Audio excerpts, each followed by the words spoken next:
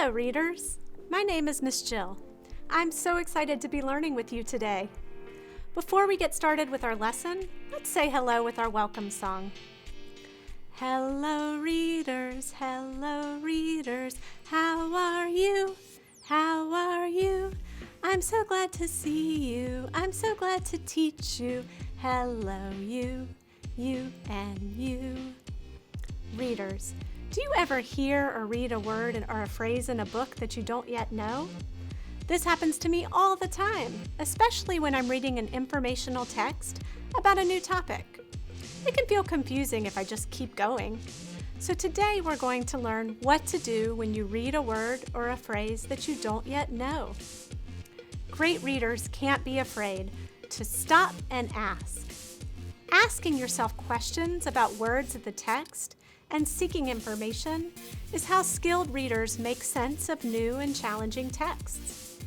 Today, we're going to use a strategy I call stop and ask to help us know what to do when we're reading and we encounter a word or a phrase in a text that we don't yet know or understand. This strategy can work if someone is reading to you or with you, or if you're reading on your own. We're going to read an informational text today. This book teaches us real information. It's titled Lewis and Clark, and it's written by Kate Sinclair. Lewis and Clark are two famous people from American history, and by reading this book, we'll learn more about what made them famous. While we're reading, we're going to use the stop and ask strategy. I'll show you how to do it, and then you'll get the chance to practice along with me. Stop and ask is a strategy we can use when we hear or read a word or phrase that we don't already know or understand. This helps us learn new words and better understand the text we're reading. Here's how it goes. First, when we notice that there is a word we don't understand, we shouldn't just keep reading. We should stop to think. Sometimes it's a word we don't yet know, or sometimes it's a word that has a different meaning or usage than how we've heard it before. Next, we should ask the question, what does this word mean here? We can ask ourselves this question, or if we're reading with a buddy or a trusted adult, we may ask someone else. Then we search.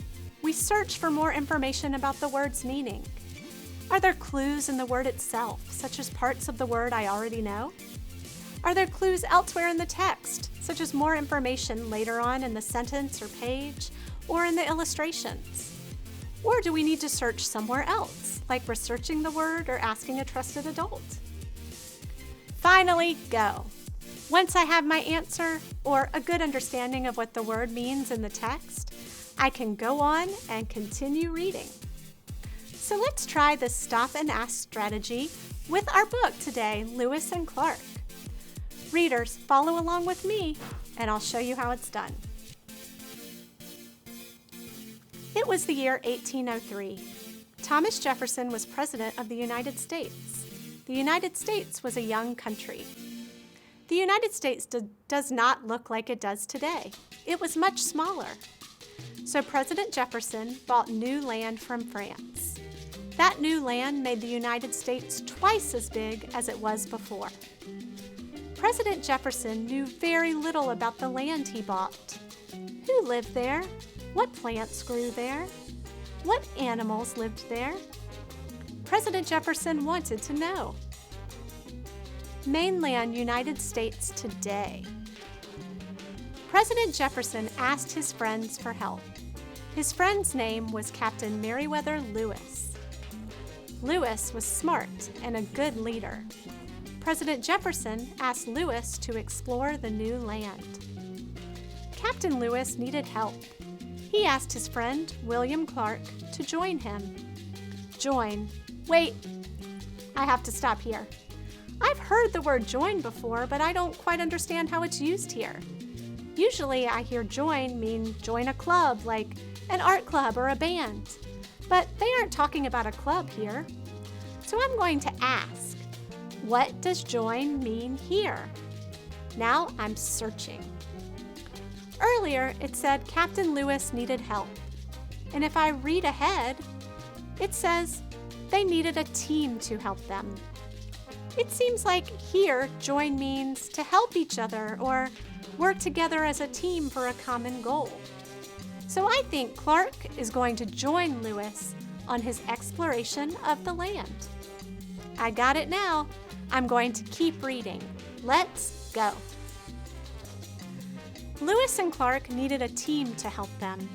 About 40 brave men joined Lewis and Clark. Lewis and Clark got ready for their trip. They made a list of the things they would need. They took clothing.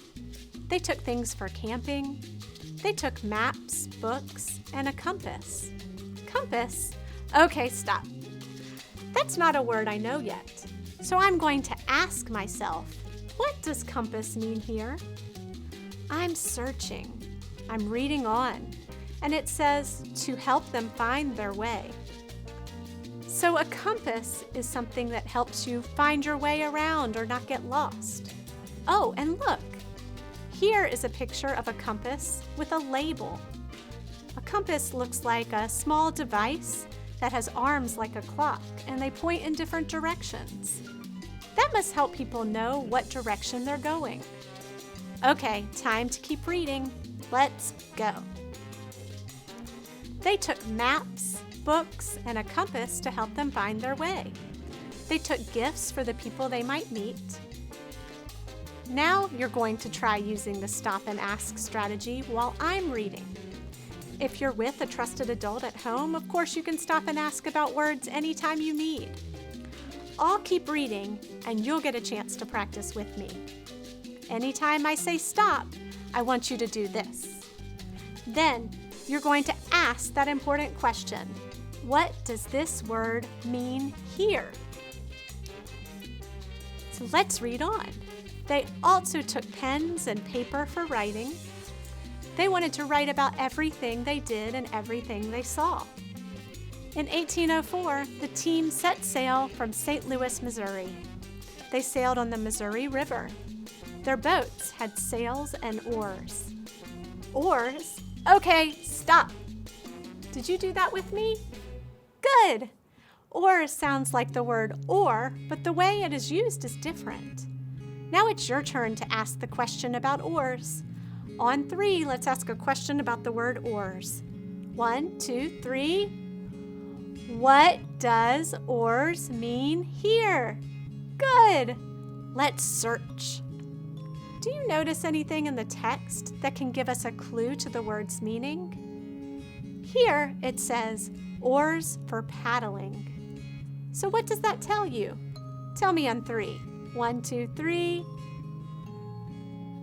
Yes, an oar must be a tool used to paddle a boat. Do you notice anything else that can give you more information about the word's meaning? That's right. In the picture, one of the people in the boat has a long object they are using to paddle.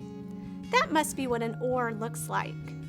Okay, we understand this word now. Let's go. Their boat had sails and oars for paddling. Lewis wrote about plants and animals. There were plants and animals he had never seen before. Clark drew maps to show the land and water they passed. The team kept exploring, but they stopped when winter came. It was better to stay in one place. At that time, they met a Mandan. Mandan? Okay, stop. Did you do that with me? Great. Now let's ask together. Ready? What does Mandan mean here?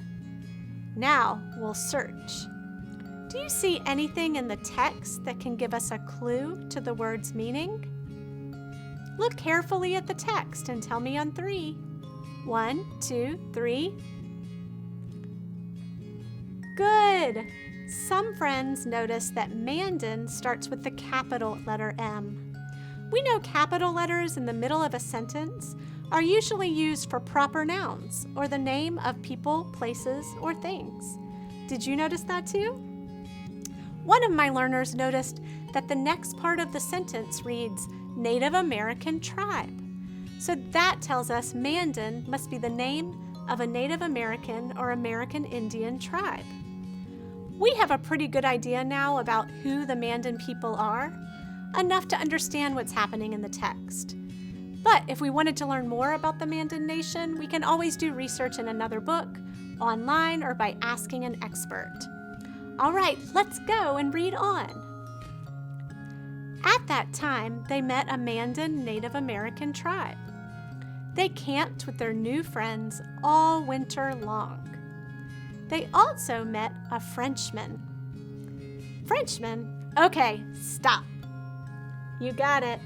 Let's ask a question about Frenchmen. Ready? What does Frenchman mean here? Good. Now let's search. Do you notice anything about the word that can give you some information? Tell me on 3. 1, 2, 3. Awesome. Some of you noticed that Frenchman starts with a capital letter too. Or you may have recognized a familiar part in the word, like French or man.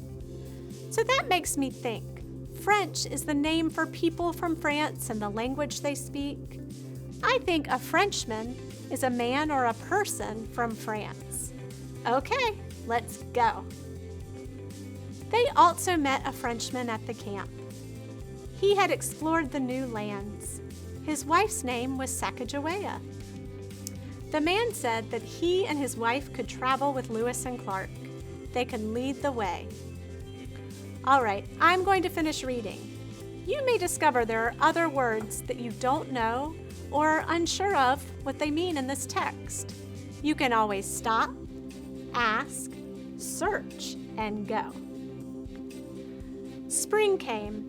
The team left the Mandan and traveled on. They wanted to get to the Pacific Ocean. The team could not travel by boat. They had to get over the mountains. They would need horses. Sacagawea helped them get horses from her people, the Shoshone. Crossing the mountains was hard, but the team made it. On the other side, they found more rivers. Once again, they could travel by boat. At last, Lewis and Clark made it all the way across America. They saw the Pacific Ocean. What a sight! Lewis and Clark had learned so many things about the new land. Now they were ready to go home. They had so many stories to tell.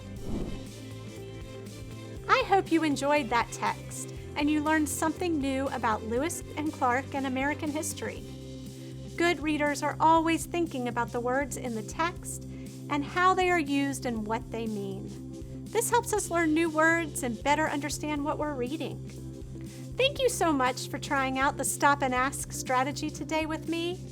Remember to use this strategy anytime you're reading with an adult or reading on your own. Next time you come across a word or phrase you don't know, stop, ask, search, and then go. See you next time.